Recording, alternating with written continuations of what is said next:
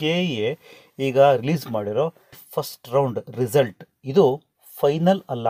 This is A temporary, means ತಾತ್ಕಾಲಿಕವಾಗಿ ಅಷ್ಟೇ.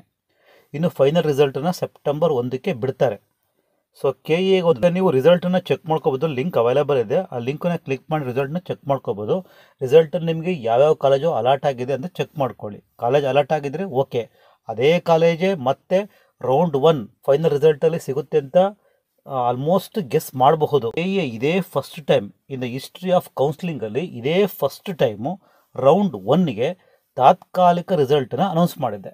ಈ ತಾತ್ಕಾಲಿಕ ರಿಸಲ್ಟಲ್ಲಿ ಏನಾದರೂ ನಿಮಗೆ ದೋಷ ಕಂಡು ಬಂದರೆ, ಅಂದರೆ ನಿಮಗೆ ಸೀಟ್ ಅಲಾಟ್ ಆಗಿಲ್ಲ, ಬೇರೆ ವಿದ್ಯಾರ್ಥಿಗಳಿಗೆ ಸೀಟ್ ಸಿಕ್ಕಿದೆ, ನಿಮಗೆ ಸೀಟು ಸಿಕ್ಕಿಲ್ಲ, ಅಥವಾ ನಿಮಗೆ ಇನ್ನೂ ಒಳ್ಳೆಯ ಕಾಲೇಜ್ ಸಿಗ್ಬೋದಾಗಿತ್ತು, ನಿಮ್ಗೆ ಅನುಮಾನ ಇದ್ದರೆ ನೀವು ಅಬ್ಜೆಕ್ಷನ್ ಹಾಕಬಹುದು. ನೀವು ಅಂದ್ಕೊಂಡಿದ್ದ ಕಾಲೇಜಿಗಿಂತ ಒಳ್ಳೆಯ ಕಾಲೇಜು ಸಿಗಬೇಕಾಯ್ತು ಅಂತ ಗೊತ್ತಾಗದೆ ಯಾವಾಗ ಕಟ್ ಆಫ್ ರಿಲೀಸ್ ಮಾಡಿದರೆ.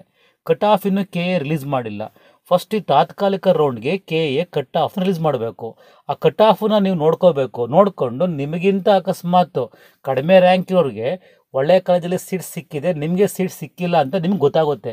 ಕಟ್ ಆಫ್ ರಿಲೀಸ್ ಮಾಡಿದಲ್ಲಿ ಯಾವುದೂ ಗೊತ್ತಾಗಲ್ಲ, ಯಾರಿಗೆ ಯಾವ ಕಾಲೇಜ್ ಸಿಕ್ಕಿದೆ ಏನೂ ಗೊತ್ತಾಗಲ್ಲ. ಮೇಯ್ನ್ ಕೆ ಎ ಕಟ್ ಆಫನ್ನ ರಿಲೀಸ್ ಮಾಡಬೇಕು. ಕಟ್ ಆಫನ್ನ ಇವತ್ತೇ ಮಾಡುತ್ತಾ ಅಥವಾ ನಾಳೆ ಬೆಳಗ್ಗೆ ಮಾಡುತ್ತಾ ನೋಡ್ಕೊಳ್ಳಿ. ಕಟ್ ಆಫ್ ರಿಲೀಸ್ ಆದಮೇಲೆ ಇನ್ಫಾರ್ಮೇಷನ್ ಕೊಡ್ತೀವಿ. ಚಾನಲ್ನ ಸಬ್ಸ್ಕ್ರೈಬ್ ಮಾಡಿ ಇಟ್ಕೊಂಡಿರಿ.